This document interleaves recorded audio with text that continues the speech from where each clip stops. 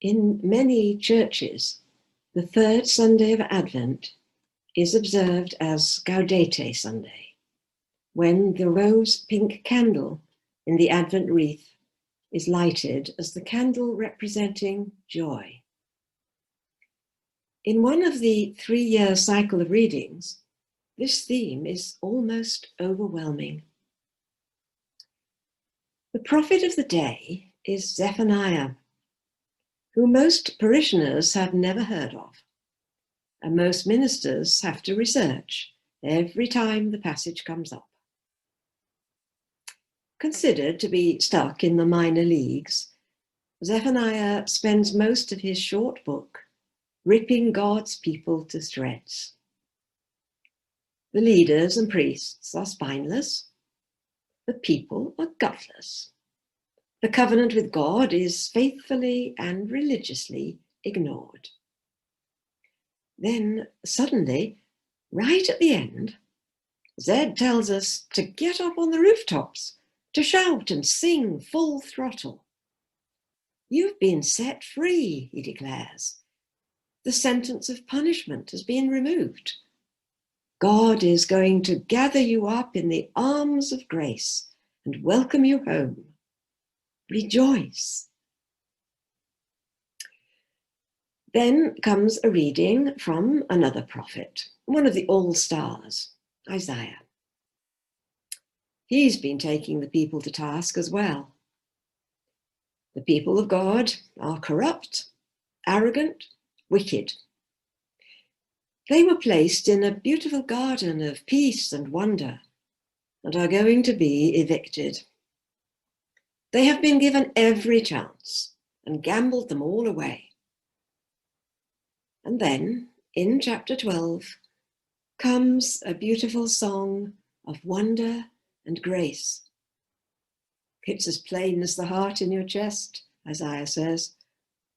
God is our hope, our life, our future, our redemption. Despite every warning he has given, the prophet says, don't be afraid. Trust in God's hope, in God's promises, in God's love. Rejoice. Rejoice, Paul writes to his dear friends in Philippi. Rejoice, which is where the word gaudete comes from.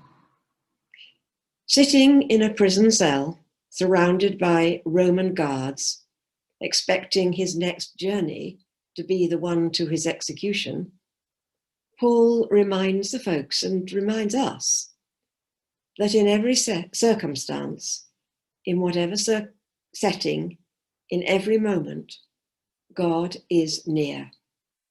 God's hope, God's grace, God's love, and especially God's peace, which, like those loving arms Zephaniah envisioned, surround us and comfort us. Rejoice. Rejoice, Zephaniah says. Rejoice, echoes Isaiah. Rejoice, Paul writes from prison. Rejoice.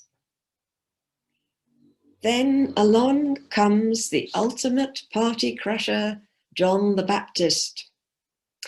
Instead of rejoice, we hear, you snakes. What makes you think you're going to get off easy? Boy, you're dumb as rocks.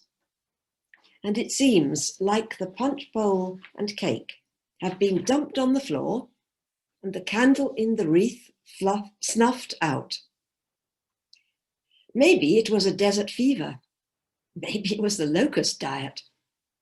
But John bursts into Joy's party and begins shouting about damnation, hell fire, and what awaits all us knuckleheads.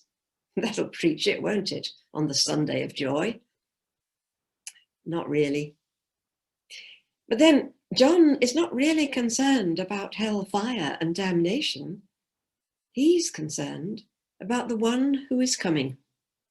Coming not to proclaim that the kingdom of hell is at hand, but that God's reign is approaching.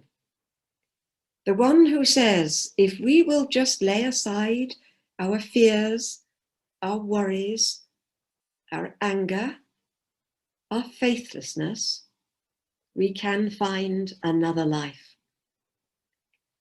The one who calls us to see that it is the choices we make that may make life hellish for us.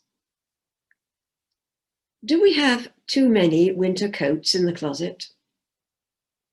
Give some away, or keep holding on to them out of selfishness. Do we have non-perishables just languishing in the pantry? Feed others with them, or end up tossing them in the bin.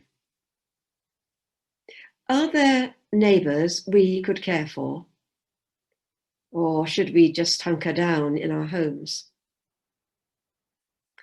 Maybe hell is not so much that nether region of eternal flames, but that loneliness we take on as we choose to keep walking to the bitter end without God, the one who longs to gather us up and take us another way.